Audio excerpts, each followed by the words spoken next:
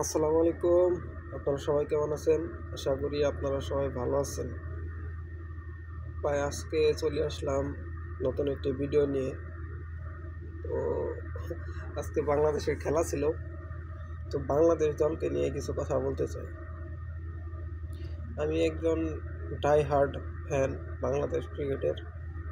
অনেক ছোটোবেলা থেকেই বাংলাদেশ ক্রিকেট ফলো করি এবং দেখি অনেক কাজ, মানে অনেক গুরুত্বপূর্ণ কাজ ফালিয়ে রেখেও বাংলাদেশের খেলা দেখছি।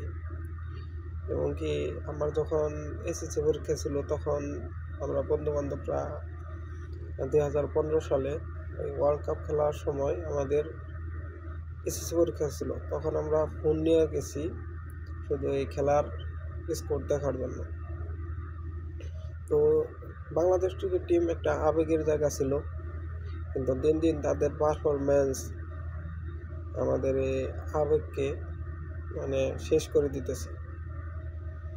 একটা সময় খুব গর্ববোধ করতাম বাংলাদেশের পারফরমেন্সের জন্য, কিন্তু বর্তমানে যে তারা যে পারফরমেন্স করতেছে, তারা দেশের টাকাও নষ্ট করতেছে এবং কি মান সম্মানও নষ্ট করতেছে। এই আমেরিকা একটা নতুন একটা ক্রিকেট টিম এবং তাদের নিজস্ব কোনো খেলোয়াড় নাই। বিভিন্ন দেশ থেকে তারা ভাড়া করে খেলোয়াড় আইনা তারা ক্রিকেট টিম করছে। যেসব খেলোয়াড় তাদের নিজ দেশের ক্রিকেট দলে জায়গা পায় না, তারা এই আমেরিকা ক্রিকেট দলে জায়গা পাইছে। তাদের সাথে যদি ব্যাক টু ব্যাক 2টা ম্যাচ হারতে হয়, তাহলে আর কি বলার, তাদের নিয়ে কিছু বলার নাই। তাদের ক্রিকেট খেলা ছেড়ে দিয়ে তাদের দিয়া হাল চাষ করাও ভালো, আর না হয় তাদের কোনো কাজের উপর ট্রেনিং দিয়ে যে কোনো কাজ তাদের স্কিল করিয়ে তাদের প্রবাসে পাঠিয়ে দেওয়া হোক।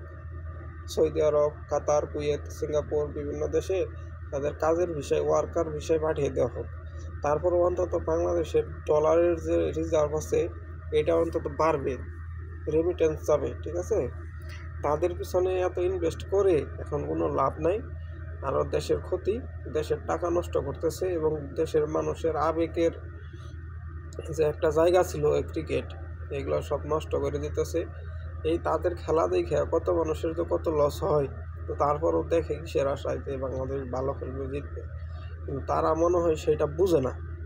না হয় তারা শুধু অজুহাত দেয় আর বড় বড় কথা বলে, ঠিক আছে। লক্ষ লক্ষ বেতন নিয়ে তারা আরামায়েশে থাকে, বাড়িঘর করে, তারা বিভিন্ন ফটোশ্যুট করে। আসলে তারা তো খেলতে যায় না, আসলে বনভোজনে যায়। তাদের নিয়ে কিছু বলার নাই। আমার একটাই দাবি, তাদেরকে নিষিদ্ধ করা হোক, তাদের ক্রিকেট ছাইরা দিয়ে তাদের কোনো কাজের ভিসায় বিদেশ পাঠিয়ে দেওয়া হোক।